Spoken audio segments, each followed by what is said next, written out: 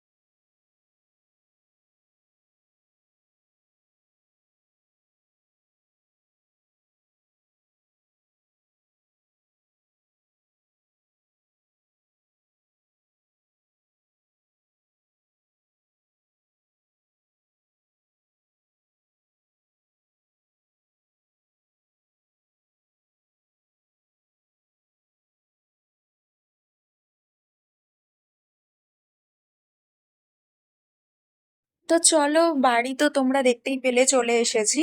আর কাদা বৃষ্টিতে একদম ভিজে গেছি, আর খেয়েও বেরোয়নি সকালবেলা। তো সেই জন্য চলো একটু খাওয়া দাওয়া করে একটু ফ্রেশ ট্রেশ হয়ে নিয়ে চেঞ্জ করে নিয়ে দিন তারপরে তোমাদের সাথে রেসিপিটা শেয়ার করি। আচ্ছা, এখানে কিন্তু রেসিপিটা আমি খুব শর্টকাটে শেয়ার করছি, কজ হচ্ছে এটা আমার মেন ভিডিও ছিল ইউটিউবের জন্য। আমি কিন্তু চিংড়ি মাছগুলোকে এসে ভালো করে ধুয়ে নুন হলুদ মাখিয়ে রেখেছিলাম। তারপরে কিন্তু সর্ষে, পোস্ত আর এই ডাবের শাঁসটাকে একসাথে বেটে নিয়েছিলাম, দিয়ে একটা জায়গায় ম্যারিনেশন করে নিয়েছিলাম মাছের সাথে। দিয়ে নিয়েছিলাম নুন আর হলুদ আর সর্ষের তেল আর দুটো কাঁচা লঙ্কা, ব্যাস। ডাবের মধ্যে সুন্দর করে সাজিয়ে এটাকে 30 মিনিট কিন্তু মিডিয়াম আছে আমি রেখে দিয়েছিলাম, এরা মাটা দিয়ে চাপা রেখে। তারপরে 30 মিনিট পর খুলতেই উফ, দারুণ একটা সেন্ট এসেছিল। তোমরা আশা করি দেখে বুঝতেই পারছো যে কতটা টেস্টি হবে।